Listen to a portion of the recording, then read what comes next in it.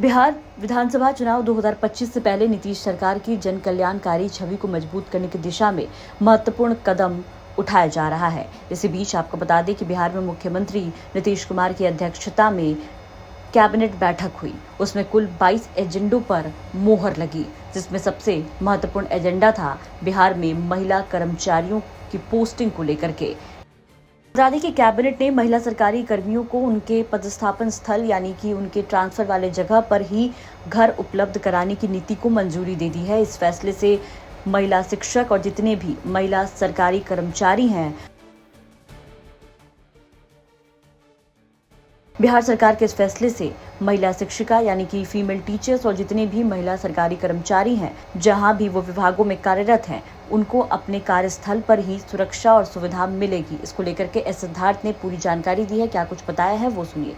नमस्कार। आज मंत्रिपरिषद में 22 एजेंडा पर निर्णय हुआ है। सबसे महत्वपूर्ण जो एजेंडा है वो हमारे राज्य सरकार में महिला सरकारी सेवकों के संबंध में है। राज्य सरकार में जो महिला सरकारी सेवक जिनकी नियुक्ति हुई है, सरकार ने यह निर्णय लिया है कि पदस्थापन स्थल के निकट आवासन सुविधा उपलब्ध कराई जाएगी। तो सबसे पहला ये निर्णय बहुत महत्वपूर्ण निर्णय है कि जहाँ पर वो कार्य कर रही हैं वहाँ पे सुरक्षित आवासन सुविधा उपलब्ध कराइए। इसके लिए पूरे राज्य में एक्सप्रेशन ऑफ इंटरेस्ट लोड किया जाएगा और इच्छुक मकान मालिकों का एक्सप्रेशन ऑफ इंटरेस्ट लिया जाएगा। साथ ही साथ जो अनुमंडल पदाधिकारी हैं उनके द्वारा जो किराया निर्धारण की व्यवस्था है, उसके अंतर्गत सरकारी किराया निर्धारण की व्यवस्था है, उसके अंतर्गत होगा।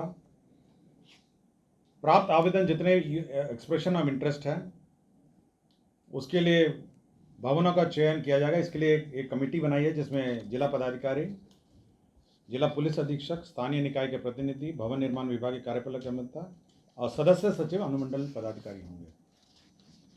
ये सभी लोग सभी जो भवन हैं उसको चेक करेंगे, सुरक्षा की दृष्टि से ठीक है या नहीं है, बिजली, जल, शौचालय सब चेक करेंगे। और उसके बाद जो हमारे महिला कर्मी हैं, महिला ऑफिसर्स हैं, उनको ये आवंटित किया जाएगा यदि वो इच्छुक हैं। इसके लिए जो निजी मकान मालिक हैं उनके साथ एक लीज एग्रीमेंट किया जाएगा और लीज एग्रीमेंट के बाद यह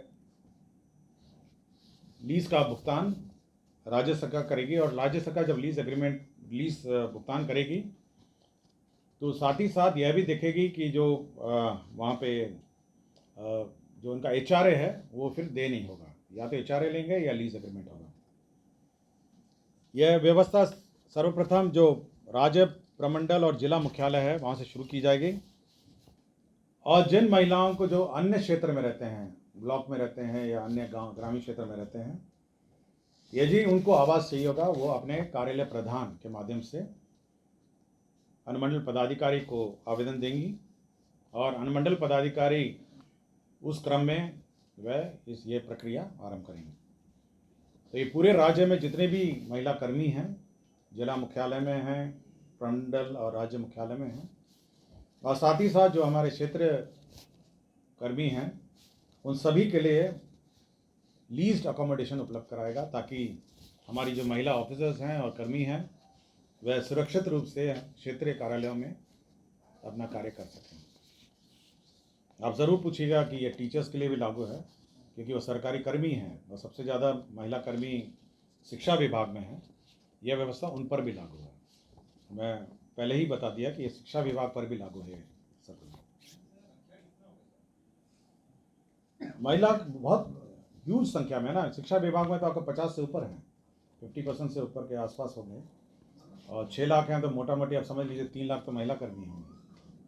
और बाकी अन्य विभाग में भी जो परसेंटेज ऑफ रिक्रूटमेंट है 35% जो शैक्षिक आरक्षण है महिलाओं का, और 3% 90 जो महिलाओं के लिए आरक्षित है, पिछड़ी जाति वर्ग की महिलाओं के लिए 3% है, और छोड़ के 97 का 35% जो है शैक्षिक आरक्षण महिलाओं का है। तो इसलिए बड़ी संख्या में विमेन ऑफिसर्स हैं और विमेन कर्मी भी हैं।